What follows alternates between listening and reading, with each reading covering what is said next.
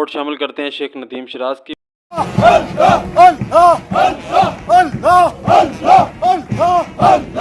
اور آخر پر police band کا موٹروے ٹریننگ کالج میں کورس مکمل کرنے والے افسران کی پاسنگ آؤٹ مکمل کی گئی۔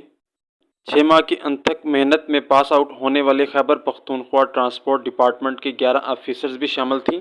خاتون افیسر صبا الیاس کو پریڈ میں آل راؤنڈ کارکردگی پر پہلا انعام دیا گیا۔ عبدالرؤف کو پریڈ میں آل راؤنڈ کارکردگی پر دوسرا انعام دیا گیا۔ وسیم اعظم کو ڈسپلن اور آل راؤنڈ کارکردگی پر تیسرا انعام دیا گیا۔ فائرنگ میں بہترین کارکردگی پر محمد مبین خان کو انعام دیا گیا اور تمام ٹرینرز نے حلف بھی لیا۔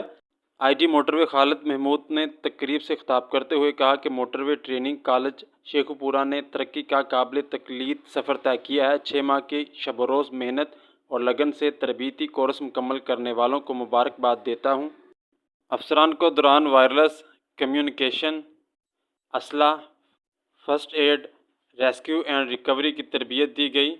پروفیشنل کنڈکٹ، ایکسیڈنٹ ہینڈلنگ اور ٹریفک مینجمنٹ کے شعبوں میں بھی تربیت دی گئی۔ افسران کو بین الاقوامی معیار کے مطابق تربیت فراہم کی گئی۔ آج کا دن ٹرینرز کو کندن بنانے کا دن تھا۔